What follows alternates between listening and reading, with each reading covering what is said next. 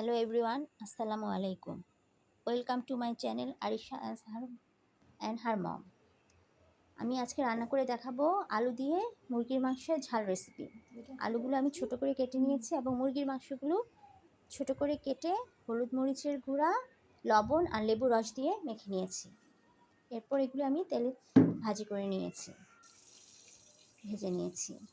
এখন আমি হাঁড়িতে তেল দিয়ে এর মধ্যে দারচিনি আর তেজপাতা দিয়ে দিলাম। এরপরে রসুন কুচি দিয়েছি। আপনারা অবশ্যই রসুন কুচি দিবেন, রসুন বাটাও দিবেন এবং তেলে রসুন কুচিও দিবেন, তাহলে টেস্টটা অন্যরকম ভালো আসবে। এরপরে পেঁয়াজ রসুন ভাজা হলে হলুদ মরিচের গুঁড়া আর জিরা গুঁড়া লবণ দিয়ে ভালো করে মশলাটা কষাতে হবে। আমি পানি দিয়ে মশলাটা ভালো করে কষিয়ে নিব এবং মশলা কষানো যত ভালো হবে টেস্ট তত ভালো আসবে। এবং আমি যে সিস্টেমে রান্না করছি আপনারা সেভাবে রান্না করে দেখবেন, খেতে অনেক টেস্ট হবে।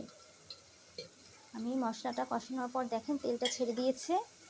এরপরে আমি আলু আর মুরগির মাংসগুলো দিয়ে দিব এবং আলু মুরগির মাংস দেওয়ার পরে খুব ভালো করে কষাতে হবে, মশলার সাথে ভালো করে মিশে যায় যাতে। আমি সবগুলো আলু মুরগির মাংস দেওয়ার পর মশলার সাথে ভালো মতো নেড়ে চেড়ে অনেকক্ষণ নেড়ে চেড়ে দিব যাতে নিচের দিকে না লেগে যায়।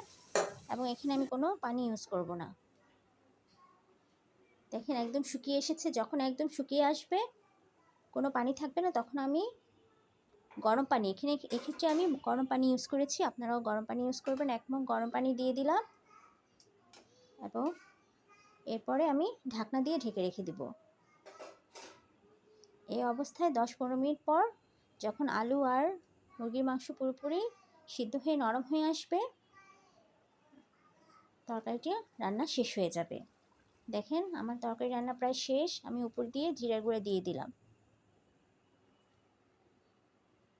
এখন আমি ঢাকনা দিয়ে চুলাটা অফ করে দিলাম। দেখেন কি সুন্দর রং হয়েছে এবং খেতেও অসাধারণ হয়েছে।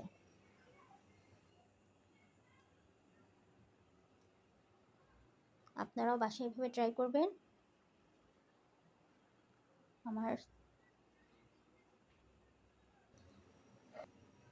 আল্লাহ হাফেজ, সবাই ভালো থাকবেন।